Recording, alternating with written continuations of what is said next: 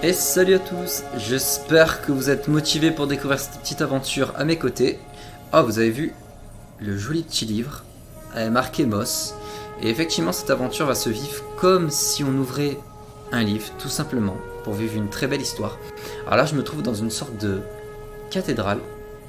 Vous avez vu, chaque mouvement de ma tête permet de bouger la caméra, du coup. Alors c'est très joli, alors vous effectivement vous ne voyez pas de profondeur, mais pour ma part c'est comme si j'étais du coup dans une très très belle église. Donc j'essaie, comme je vous avais dit, d'avoir des mouvements légers, parce que autant dire que quand on regarde une personne jouer en VR sur la télé, ça fait très très très mal à la tête. Et bien du coup on va tout simplement pas perdre de temps et ouvrir ce livre. Alors, vous devez voir la petite boule bleue qui est en fait une reproduction de mes actions. Du coup, en faisant ça et en appuyant sur la gâchette R2, je vais pouvoir ouvrir les pages et vous laisser profiter de l'introduction de Moss.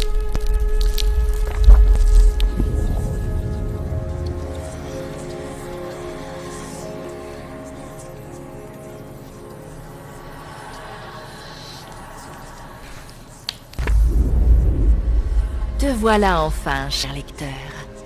Cette histoire a commencé il y a bien longtemps. Nous espérons que c'est toi qui la finiras. Mais cette histoire n'est pas seulement la tienne. Non, elle est liée à celle d'une autre. Et le voyage que vous allez entreprendre changera le destin de nos deux mondes. Commençons, cher lecteur. Alors j'espère que vous êtes prêts. Allez. Il l'appelait la nuit des cendres. Ce qui était arrivé de ce ciel sombre et sans étoiles aura changé le monde de Moss à jamais. La paix fragile qui avait fini par s'installer dans le pays fut brisée par un cauchemar invincible. Et cette nuit-là, les animaux faillirent disparaître.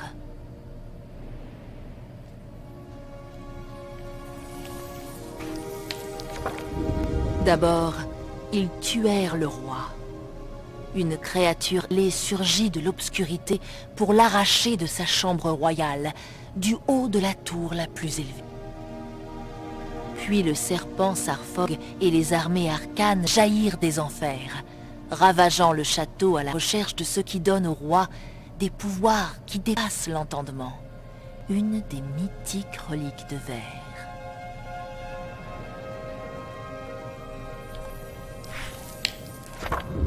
La garde royale se battit avec courage, mais très vite, la malédiction arcane prit le dessus du château. Toutes les salles furent vidées, chaque statue, tapisserie et parure ensorcelée. Mais la relique de verre put être trouvée. Même les mystérieux lutins choisirent de mettre leurs différents côtés lors de cette nuit funeste. Ils envièrent leur grand champion, portés par les pouvoirs de leur propre relique de verre, pour vaincre le serpent et son armée de fer.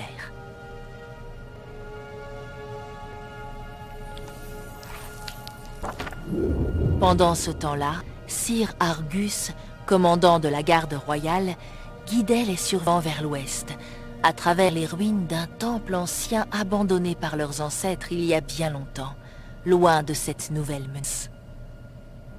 La route fut longue.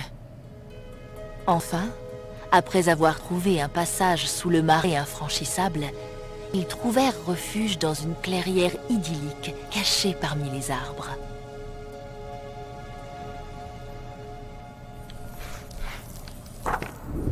Argus repartit en toute hâte pour se battre aux côtés du champion des lutins aux abords du marais. Ensemble, ils repoussèrent les arcans et scellèrent le passage du temple menant à la clairière. Mais le champion avait été gravement blessé cette nuit-là. Serrant la relique à sa main, il se retira au plus profond de la forêt pour y rendre son dernier souffle. Un arbre massif s'éleva au même emplacement, et pendant des années, il protégea la relique de verre, en attendant le jour où un nouveau héros arriverait.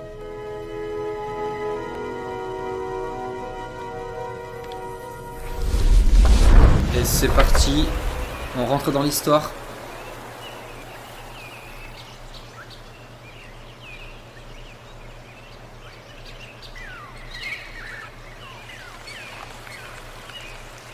Et ce héros arriva, sous une forme assez inattendue, certes, au moment où on avait le plus besoin d'elle.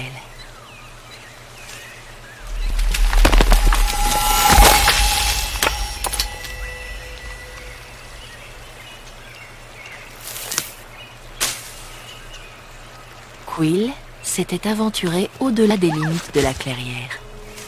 La nuit commençait à tomber, mais elle était curieuse de savoir ce qu'elle pourrait trouver en allant juste un tout petit peu plus loin.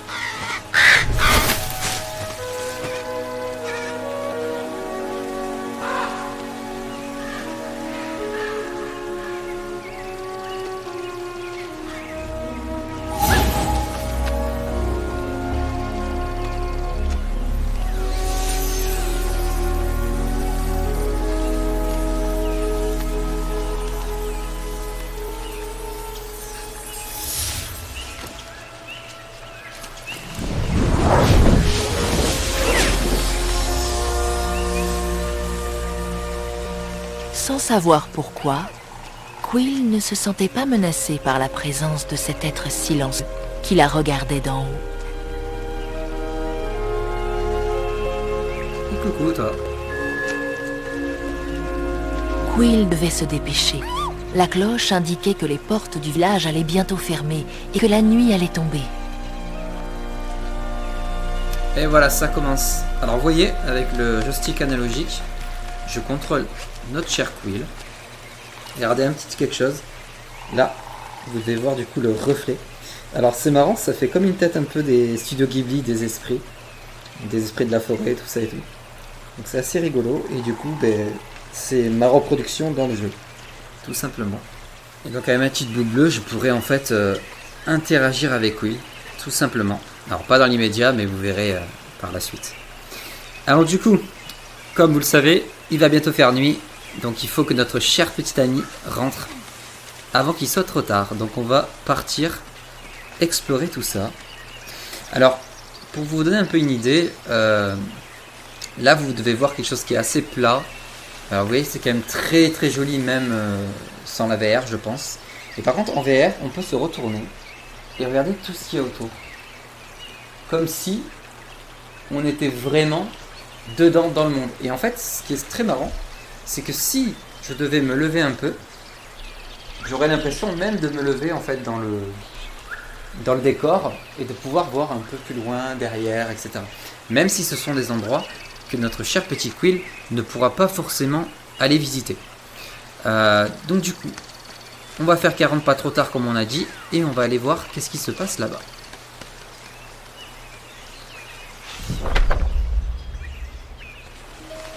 Alors comme je vous ai dit, j'essaierai d'avoir on va dire le casque, enfin mon visage assez statique pour pas que vous ayez trop mal à la tête en regardant la vidéo, tout simplement les let's play.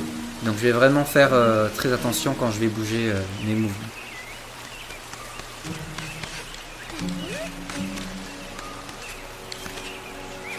Regardez comme elle est trop mignonne. Alors. Oh. Ah, tu veux qu'on y aille? Allez, on va voir ça. Alors, du coup, on va interagir avec ça. On va déplacer le bloc. Et on va pouvoir y aller. Oui, super. T'as vu? Voilà, du coup, il est très content. Il a vu qu'on avait compris ce qu'il voulait nous dire. Et on va pouvoir continuer parce que va commencer à faire nuit. Alors vous avez vu, souvent il y a un chargement, il y a énormément de chargement. Dès qu'on voit un décor de loin, en fait, quand on y arrive, ça charge pour nous montrer de plus près. J'essaie de vous montrer un peu comment c'est. De toute façon là on reste sur un décor très forêt, petite clairière. On peut même regarder dans les grottes, etc. et tout. Bon alors, on va y aller, on va passer par là. Vous Son avez vu les oncle petites, disait souvent que c'était pendant la nuit que le danger était le plus présent. Mais Quill préférait penser aux créatures Malk qui, d'après les contes, se réveillaient pour protéger la forêt. Elle est très positive cette petite couille. Vous avez vu les petites taches blanches, ça veut dire qu'on peut monter. Alors du coup, on va grimper. Voilà, on va faire comme ça. Et là, on va tomber dans un trou. Alors, pour pas qu'elle tombe dans un trou, on va déplacer le bloc. Tout simplement. Voilà, super. Et du coup, on a accédé à la deuxième partie. Donc, on va monter ici. Et on va la mettre là-bas. Voilà. Super. Regardez comment elle est trop mignonne, comme elle est contente et tout. Carrément, elle est dansée. Allez, on monte. Un petit parchemin. Super. Alors ce petit parchemin, si vous vous rappelez, au tout début dans la cathédrale, il y avait donc le livre de Moss. Et à côté, il y avait un genre de vitrail qui était vide un peu, où on voyait qu'on pouvait remplir en fait des cases. Et bien tout simplement, chaque parchemin permet de remplir ce vitrail. Tout simplement. Alors là, regardez comment c'est joli. On est arrivé dans cette... Oh, les portes viennent juste de se fermer. Et ouais, les cloches ont sonné. Allez vite, vite, Quill. Elle est là. T'as pas eu trop peur toi dans ce trou? Non, ça va, au pire, elle a son épée. Pam, pam. Alors du coup, avec Moss, on n'est pas dans... On n'est pas dans un jeu de rôle RPG où on va pouvoir forcément améliorer le personnage. C'est plutôt un jeu d'aventure de combat. Ceci dit, il y a quand même des petits trucs à... On peut couper l'herbe, on peut ramasser de la poussière, comme vous avez vu tout à l'heure, il y avait de la poussière. Et on peut donc aussi ramasser, comme vous avez vu, les parchemins qui permettent du coup de remplir un peu un petit côté de collectible en fait. Ça va nous pousser du coup à chercher dans les décors et donc profiter mieux des décors. Alors moi je vais essayer de les ramasser le plus possible, mais si on en loupe c'est pas très grave, ça n'a pas vraiment d'importance dans l'histoire en soi. Vous avez vu, il y en a un juste là, regardez. On va essayer de le récupérer. Allez, on y va. On va monter là, vous avez vu la petite trace blanche qui donne un peu le petit coup d'œil en disant c'est ici. C'est pas bien compliqué de toute façon. Allez, on saute. Yes. La petite collection, on a 2 déjà.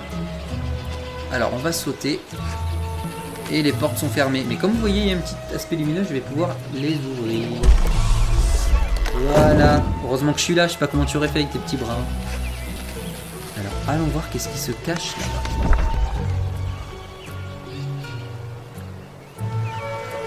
Wow. C'est beau. Et coucou toi. Coucou. Malpoli. Ah, il m'a fait coucou, ça va, on le pardonne, allez. Ah, il faudrait un peu de briller ici. Les herbes et tout, c'est pas possible.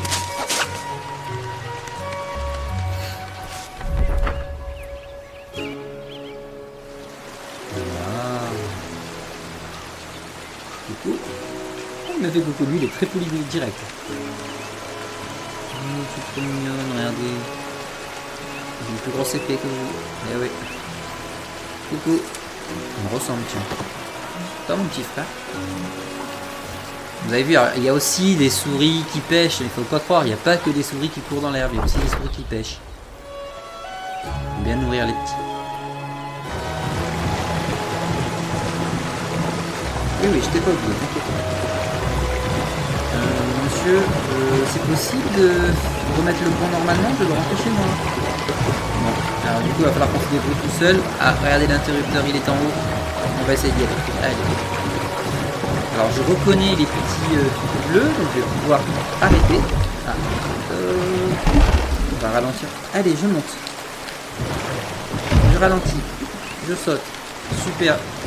Je m'accroche. tout un jeu d'équipe. Hein. Allez, on vient. Il y a un petit parchemin là, on va essayer de ramasser.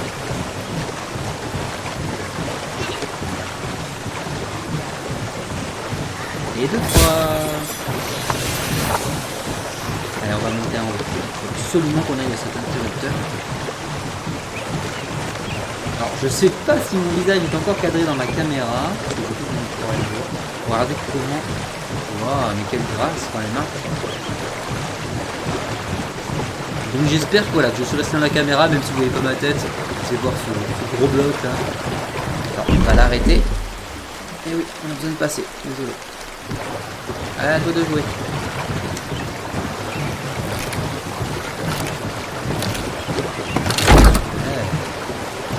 Elle a dû forcer un peu. Grâce à son nouvel ami, Quill avait gagné un temps précieux.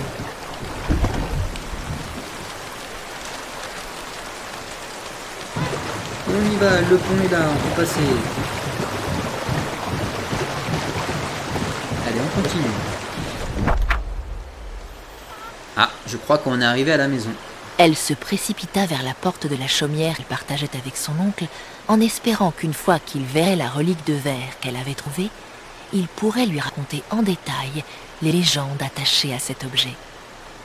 Alors vous avez vu, dès que ça parle, j'essaye de ne plus parler pour vous faire vraiment profiter des dialogues. C'est un peu une histoire, c'est un conte qui est raconté, donc il y aura souvent des petites paroles comme ça, plus des cinématiques, plus aussi on va tourner le livre. Donc c'est vrai que c'est quand même, niveau scénario, c'est quand même très très sympa. Il est très mignon ce petit écureuil. Coucou. Oh, mais oui, quand même. On va rentrer dans la chaumière et je vais vous laisser du coup profiter des cinématiques parce que je crois qu'il y a pas mal de cinématiques.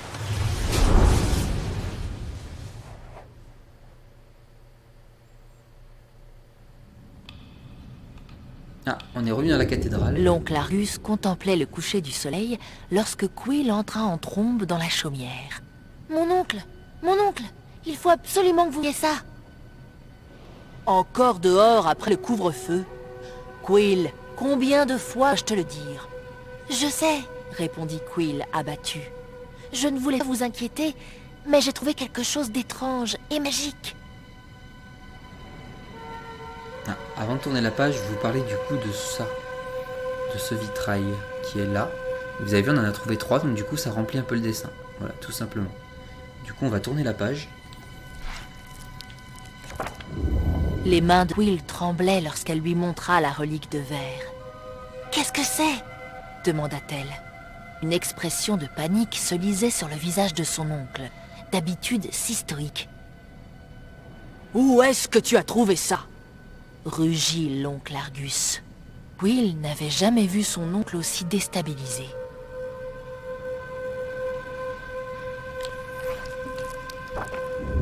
Juste à l'ouest de la clairière. Et quand je l'ai ramassé, quelque chose a commencé à m'aider, dit Quill. Argus suivit son geste. Un lecteur? Avec toi? Ici? En ce moment même? Oui, je suis là. Ce que tu as trouvé est extrêmement puissant et très dangereux, Quill, dit-il, la voix remplie d'inquiétude. Si je pouvais te débarrasser de ce fardeau, je le ferais. Mais le lecteur a choisi.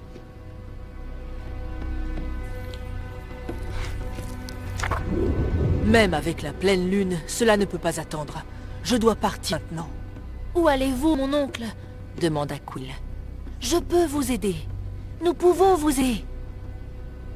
Non, répondit-il d'un ton sec. Il te trouverait et te mettrait en pièces. Je dois partir seul. C'est pour ta sécurité et pour celle de tous les habitants de la clairière. De son étreinte prolongée et sincère, elle comprit que son oncle partait pour un voyage périlleux.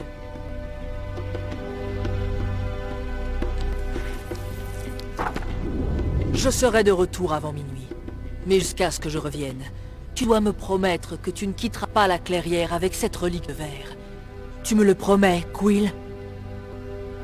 Promis, dit-elle à contre-cœur, tout en se demandant où son oncle pouvait bien se rendre à cette heure aussi tardive.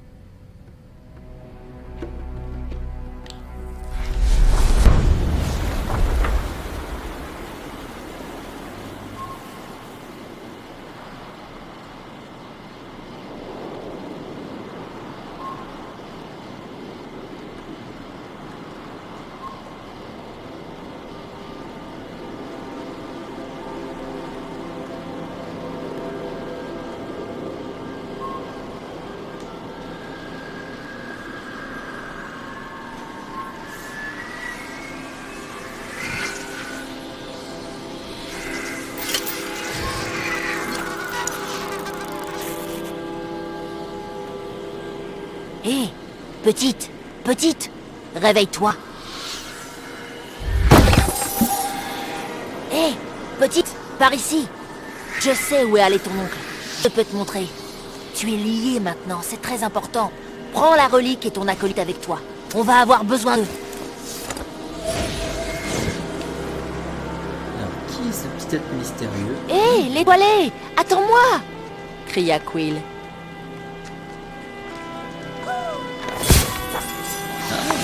J'ai complètement oublié ça, je voulais juste montrer son petit lit. Je m'attendais pas à retrouver un parchemin. Et donc du coup les amis, on va s'arrêter ici. Alors, vous avez vu, l'oncle Argus a pas l'air très content. Bon, je pense qu'il veut juste protéger notre petit ami. Mais bon, il était pas très content de voir ce qu'elle avait trouvé. Et on ne sait pas qui est cette petite étoile, cette étoile là. Donc je vous donne rendez-vous dans le second épisode de Moss. Pour découvrir qui est ce personnage là, cette petite étoile. Et qu'est-ce qui est devenu de l'oncle Argus. On va essayer de découvrir ça. Donc j'espère que ce premier épisode vous a plu. N'hésitez pas à mettre un petit pouce, à vous abonner si ce n'est pas déjà fait, et aussi à partager à des gens qui seraient susceptibles d'aimer ce type de jeu. Je vous remercie en tout cas d'avoir regardé, et je vous dis à très vite pour le second épisode. A bientôt.